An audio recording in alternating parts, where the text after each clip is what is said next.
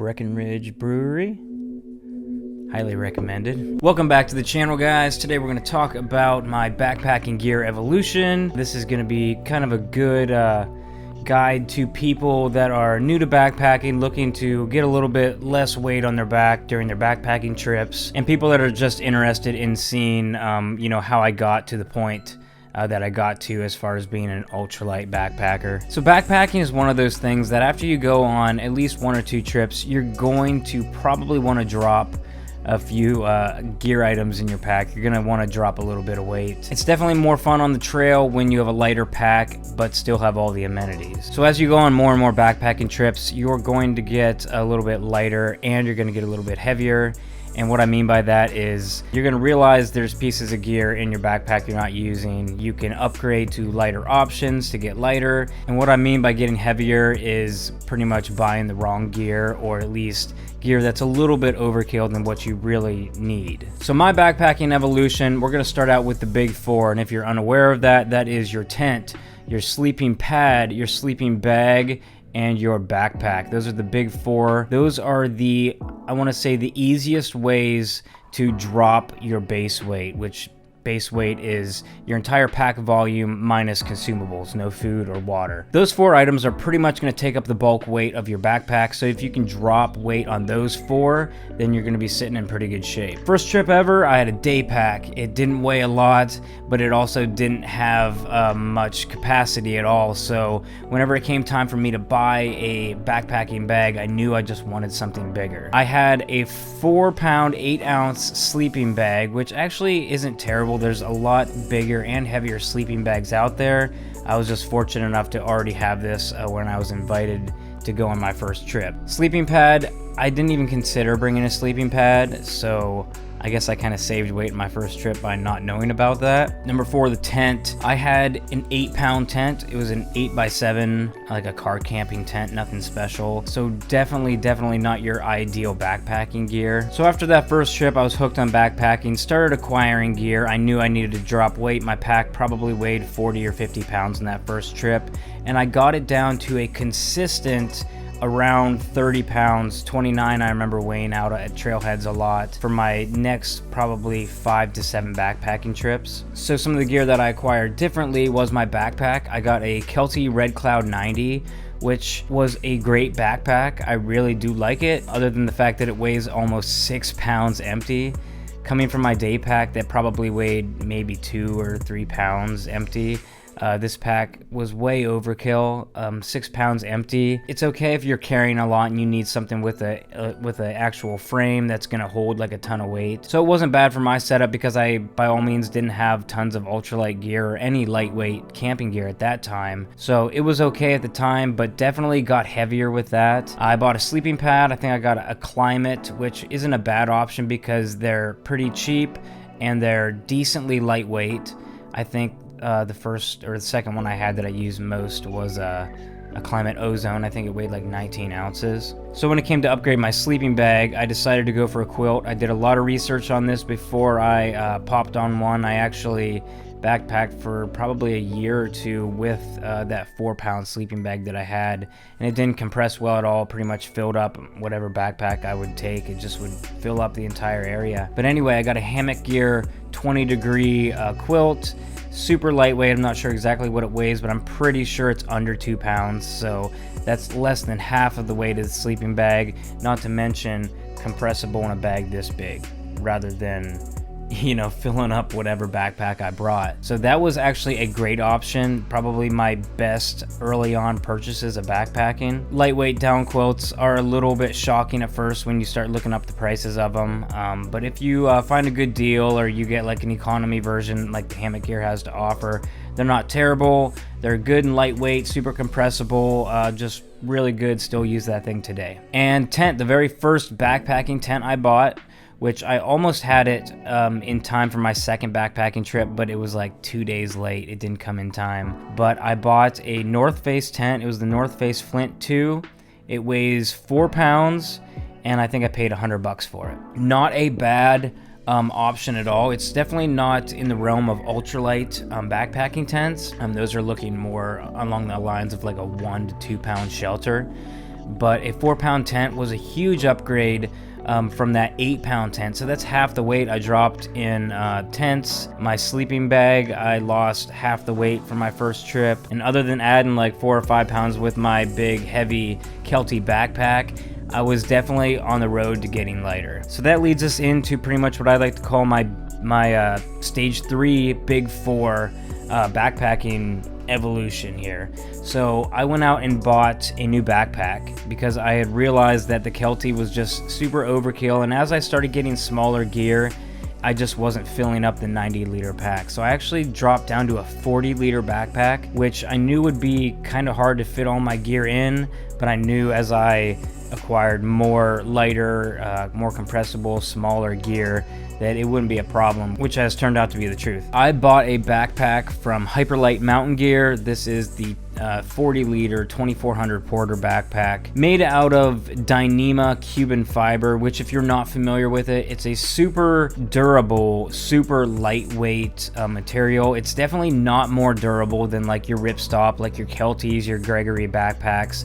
It will rip before those, almost guaranteed, but it's very, very durable. I think they compare the tensile strength of it like to steel. So for being as thin and lightweight as the backpack is and Dyneema Cuban fiber is, it's super, super durable. So that backpack weighed about 2 pounds. Now there are other companies out there such as Light AF and Z-Packs that sell backpacks that probably weigh closer to 1 pound for the Cuban fiber versions of those. But I got a good deal on this one, so I opted to get it. That was a 2-pound pack that dropped over probably 4.5 pounds from my previous backpack. Jumping back onto the big 4, the sleeping bag, still using that quilt. I've actually acquired a couple hammock gear quilts, so I have different temperature ratings that are all, you know, within that 1 to 2 pound weight for a good sleeping bag. Now for sleeping pads, I upgraded to the Climate Ultralight full-length pad, which is a 12-ounce pad, and I also have a Thermarest NeoAir X-Lite, which is also a 12-ounce pad. So those are pretty much, I'd like to say, the 2 lightest full-length sleeping pads in the market, so I definitely won't have to upgrade those for a very long time, hopefully. And as far as tent, the tent is something that, although 4 pounds is a decent backpacking tent, like you don't have to have super ultralight gear to have fun in the woods. I mean, the whole point of this is to just enhance your outdoor experience. When you're out there and you're not hurting, you're not in pain the whole time, you get a lot more enjoyment out of being out there. So I'm not like one of those super ultralight snooty guys that, you know, if you don't have a 6-pound base weight, you know, I think you're doing it all wrong. Like, everybody can hike their own hike. You can take whatever gear you want. Whatever makes you more comfortable out there is definitely, you know, good to bring in my eyes. But I personally needed something lighter because I was still having a little bit of back pain. I really wanted to get under that, like, you know, when I'm fully packed with water, I wanted to be able to get under that 20-pound mark. I started at like 29 pounds my first few trips, dabbled down into the 24s, and then once I got this Ultralight in my new setup, I actually had a 16-pound backpack before I put beer in, which that's the whole point of getting light anyways. Oh, that's so good. But the tent, I definitely wanted to get a lighter tent, not to mention I had a 2-person tent. I was doing a lot of solos, and I definitely just wanted something smaller, just because 2-person was really overkill for just me. Obviously, I'm not a very big person. So I upgraded to the Lightheart Gear solo tent. This tent weighs around 2 pounds. It sets up with your trekking poles, so you don't have to bring additional tent poles, which really appealed to me because I always hike with trekking poles. So that dropped another 2 pounds off of my base weight. So coming from my North Face tent, which is still a great tent, I bring it when we backpack with the kids because I don't have 2 ultralight shelters. So 6 pounds in tents between 4 people is a pretty good weight in my mind. So with those big 4 items covered, the base weight was sitting very pretty. So with the base weight out of the way, I remember when I had my Kelty Red Cloud. I was trying to drop like every ounce everywhere I could, and that thing has straps and buckles and stuff all over the place. And plus I'm a skinny guy, so I can tighten everything like super tight. I was cutting down all the straps. The actual top of that backpack comes off, and it's got straps underneath that allow you to use it as like a waist pack or like a fanny pack type thing. And I remember I cut all those straps off, and I lost like, I think 3 ounces in straps of that backpack, which doesn't seem like a lot, but add 2 ounces or 3 ounces to every piece of gear that you have, it adds up, and it adds up quick. So every little bit counts, and you don't have to be like too anal about it, but it's fun to drop a little bit of weight, and it's really rewarding when you're out there. There's actually a trip I remember when I took the entire top pocket off of that backpack to drop every little bit of weight I could. I guess I didn't mention, but for the first few backpacking trips, I did get some of those blue foam pads they have at Walmart, which are very, very ultralight. I think they weigh 7 or 8 ounces, which is pretty much as light as you can get for a sleeping pad. In terms of comfort, it doesn't compare to anything blow up, so that went out the window quick. But when I was trying to drop weight, I remember I cut like 3 or 4 inches off the sides all the way up the pad, and I cut probably like 6 or 8 inches off the bottom because I'm short and I don't need it. But dropping weight in small areas really adds up for the... Cutting weight in all my gear is something that I actually find a lot of enjoyment in. I'm one of those guys that cut my toothbrushes down and I drilled a bunch of holes in it just for fun, really, because I was bored one day. It's not because I really think it's going to save that much weight, but I guarantee you nobody has a lighter toothbrush setup than I do. But it's all just for fun. I know another area where I dropped a lot of weight was my cook system. Not necessarily the stove, because I've used a really small pop can stove that I made for alcohol pretty much since my first backpacking trips, and I'm still going strong with that. But my pots, I used to use a full mess kit from Boy Scouts, and it was aluminum, so it wasn't like super heavy, but it came with, you know, a lid for the pot that was in it, and like a skillet and a cup, and it was just too much. I realized that all I really needed was one pot to boil water in, so I soon threw that out and upgraded to just an aluminum pot by Ollie Camp. It's called the LT pot. I believe it was a 16-ounce pot, which is actually, I thought it was small at first, but it's actually overkill for what I need now, and I've learned that over the last couple years. Decent pot. It didn't weigh that much, and it was probably $15, so super good bang for your buck on that one. And then within a year ago, I upgraded to a titanium pot, which is a 650 milliliter. I'm not sure the ounces on that, but much smaller than the Ollie Camp pot that I was using before. They're a little bit pricier. I'm pretty sure I probably paid like $30 for a pot this big, but I mean, it's titanium. I'm going to have it for a long time. If you are really into backpacking and see yourself doing this hobby, you know, for a long time, it's worth spending a little bit extra on gear that, you know, is good, is lightweight, it's just usable. So I'm not really sure other ways that I got ultralight. It's kind of funny that all that weight just goes out the window once you start getting lighter gear, but I know one thing is clothing. I got a huge game changer was my Mountain Hardwear puffy jacket. It's a Ghost Whisperer. It weighs 8 ounces, and that is my down coat basically. So I'll bring that in conjunction with a lightweight fleece. Really not a lot of weight there once you get your main warm layer like at an 8-ounce weight.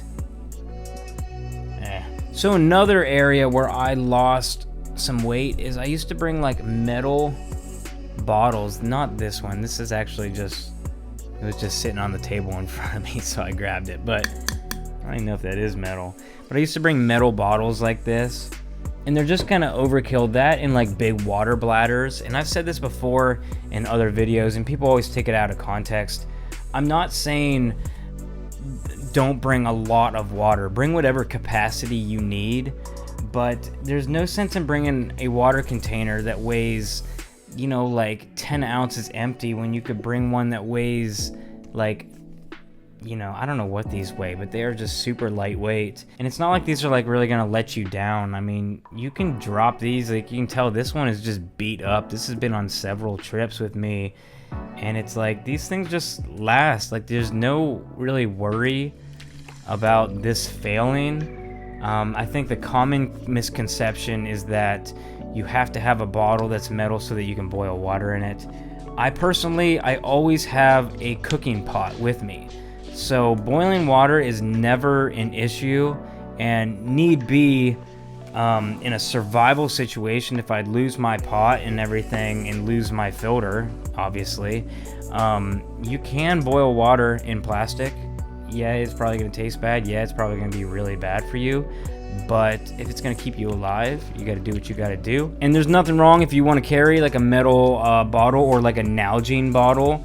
You know, there's really nothing wrong with that. Like, the thing is, the whole point of this video is to help people that are interested in dropping weight figure out where the easiest places to drop that weight is, which is your big four: your tent, backpack, sleeping bag, and sleeping pad. Those are the easiest places to drop weight. When it comes down to other things, you know, you're gonna want a lot of water, you're gonna want a lot of food, you're having a good time out there. It's not like you're out there to starve. So start thinking about clothing options, getting lighter weight clothing. Fleece is a good alternative clothing that is pretty affordable and very lightweight. If you can't afford like the super expensive $300 down jackets. I personally don't bring like hardly any extra clothes. I know for some people that's a no-go.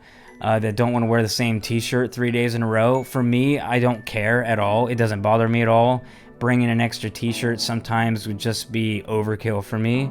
So I've pretty much whittled it down to exactly what I need and exactly what keeps me comfortable out there. And don't get me wrong, it's not like I don't bring luxury items out there. Like I have a Helinox chair that I bring quite often now. That thing weighs a pound. Would I bring it if I still had a 30-pound backpack? Probably not. But with a sub 20-pound backpack at any given time, any given trip, it's worth it. I mean, it's okay. Like, I drop weight so that I can bring more gear that makes me comfortable. So you do you is what I'm trying to get at here. If you have any questions on gear or any ideas on your setup and what you could do to kind of change you know, your weights and get it down a little bit to just be more comfortable in the backcountry, put them down in the comments below. Any comments, questions, concerns. I hope this video was helpful to some of you guys out there. If not, I hope you were entertained in the slightest bit. So yeah, I think that's gonna wrap it up on this one. Don't forget to subscribe, give it a thumbs up, hit that notification bell thingy. I guess that's a thing now we're supposed to say. But yeah, that'll do it. We'll see you on the next one.